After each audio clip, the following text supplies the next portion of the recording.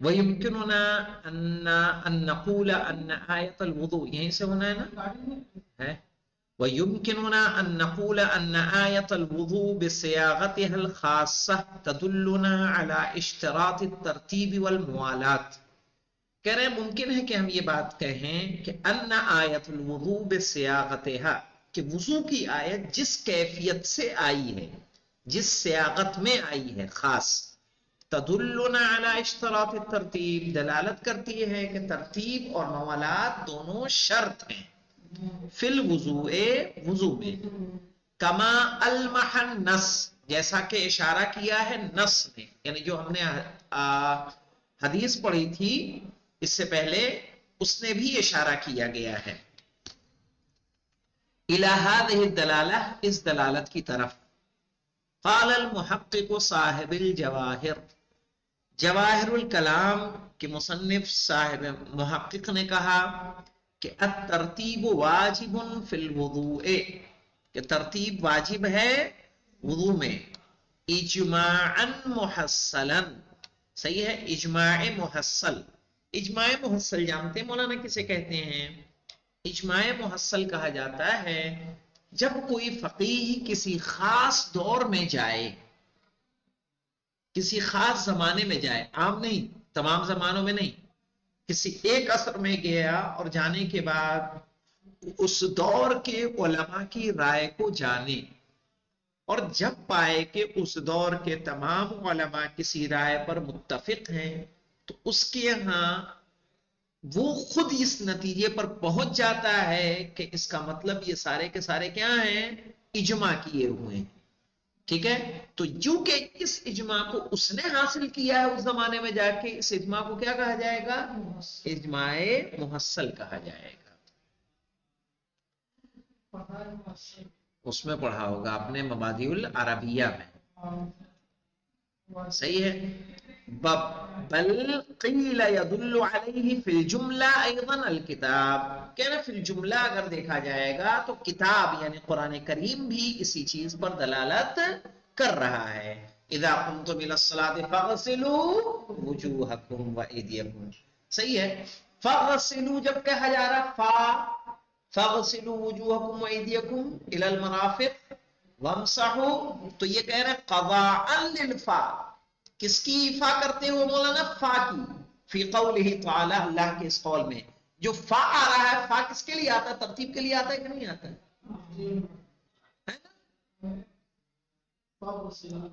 ہاں تو فاغسلوا وجوہکم وایدیکم ویتموا بضم عدم القول بالفصل ہاں مولانا ویتموا بضم عدم القول بالفصل اور چونکہ ان کے درمیان کوئی اور چیز کو شامل نہیں کیا ہے جو ان کے درمیان فاصلہ پیدا کر رہا ہو اس لیے ترتیب اس میں آ جاتی ہے اور موالات اس میں آ جاتا ہے وَيَتِمُّ بِضَمِّ عَدَمِ الْقَوْلِ بِالْفَصْلِ صحیح ہے شامل کرتے ہوئے کہ کوئی اور بات فاصلے کے طور پر اس میں نہیں آئی دلالت ہے کہ موالات بھی کیا ہے واجب ہے چونکہ آیت کے تسلسل کو اگر دیکھیں گے فَغْسِلُوا وُجُوهَكُمْ وَأَيْدِيَكُمْ مِنَ الْمَرَافِقِ وَامْسَحُوا بِرُؤُوسِكُمْ وَأَرْجُلَكُمْ إِلَى الْكَعْبَيْنِ صحیح ہے ان کے درمیان کوئی دوسرے لفظ ایسا نہیں آ رہا ہے کہ جو اس کے فاصلے کو کیا کر رہا ہو ختم کر رہا ہو جس سے موالات بھی کیا ہوتا ہے آ جاتا ہے وَقَالَ الْمُوَالَاتُ وَاجِبَةٌ صحیح ہے موالات بھی واجب ہے مولانا وجوباً شرطیاً شرط کے ساتھ یہ واجب ایسا واجب ہے جو کیا ہے مولانا شرط بھی ہے اجماعاً محصلاً اور اجماع محصل بھی ہے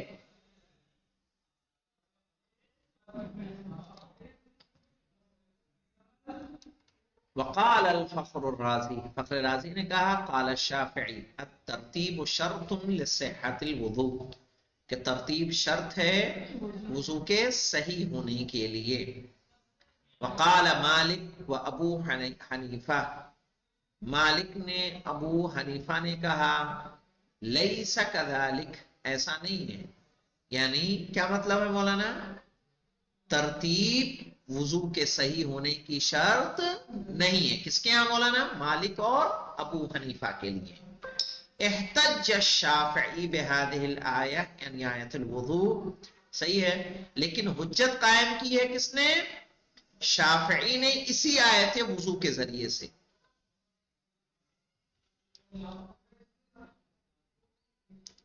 علی قولہ بوجوہ، اپنے قول پر کچھ وجہوں کے ساتھ۔ وہ وجہ کیا ہیں؟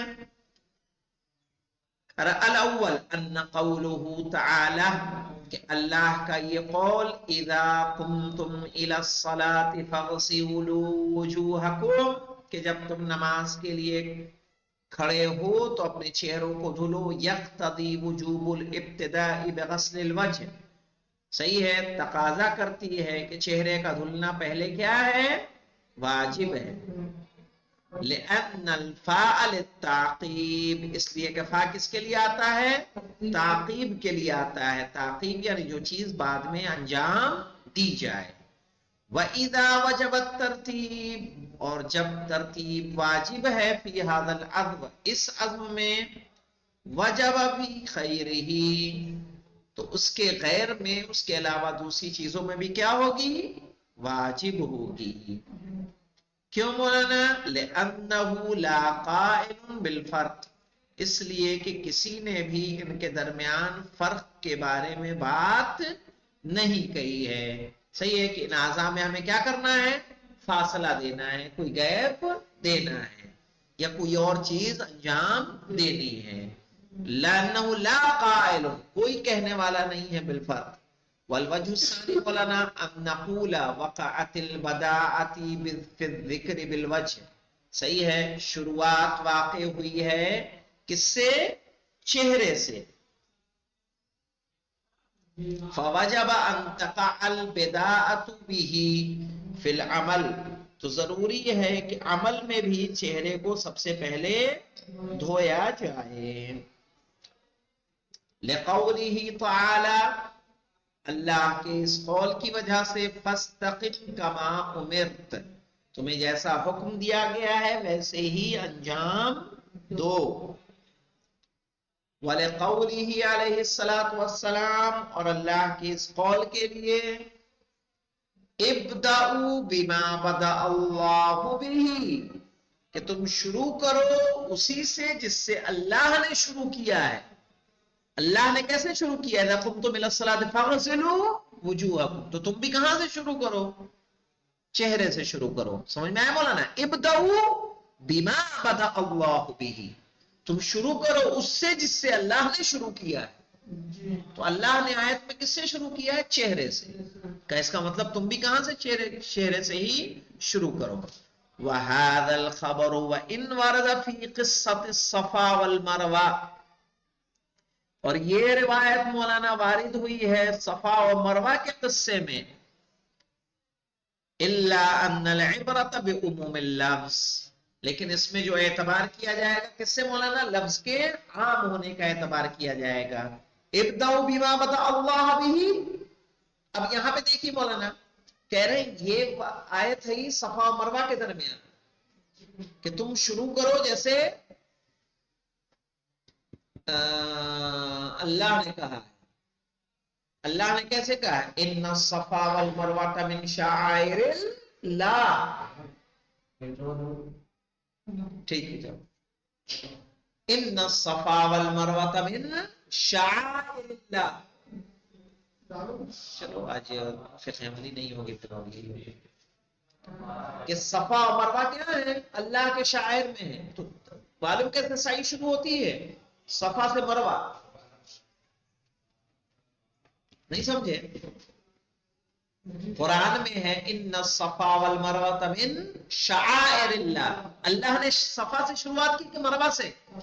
صفا سے۔ سمجھ میں آیا؟ سعی کہاں سے شروع ہوتی ہے؟ صفا سے۔ صفا سے مروہ جاتے ہیں، مروہ سے صفا آتے ہیں، شروعات کس سے کی جاتی ہے؟ صفا سے۔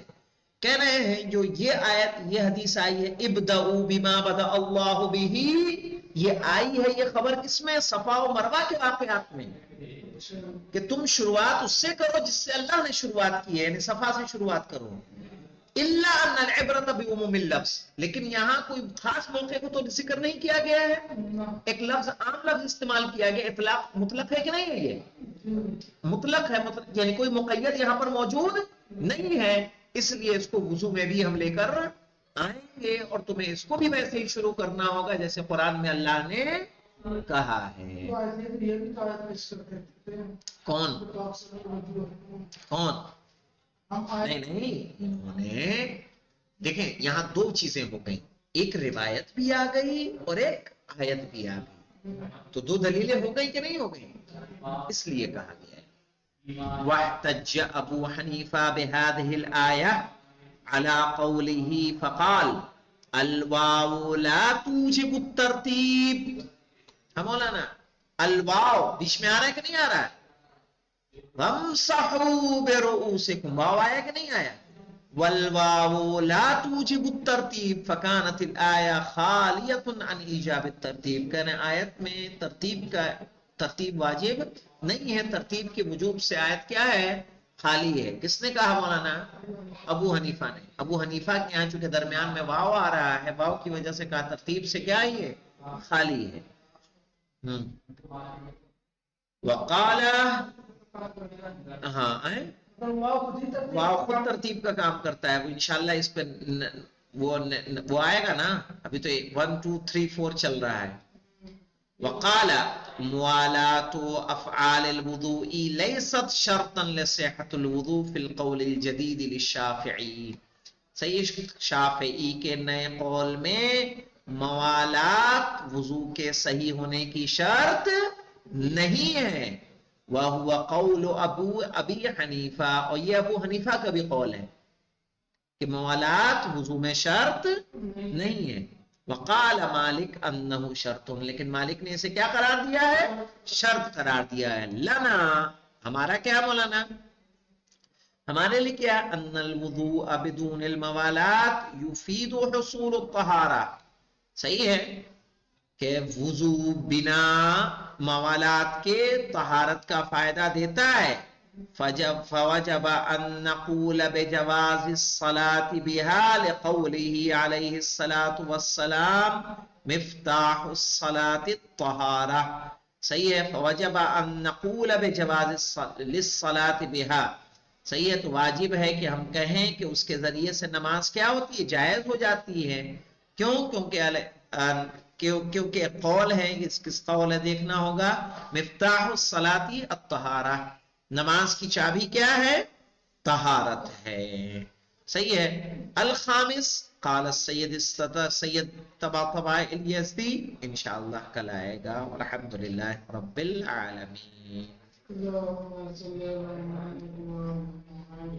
یہ ہماری بات کس کی چل رہی مولانا، مذہب جعفری میں ہے نا، اور خامس انشاءاللہ کل دیکھتے ہیں۔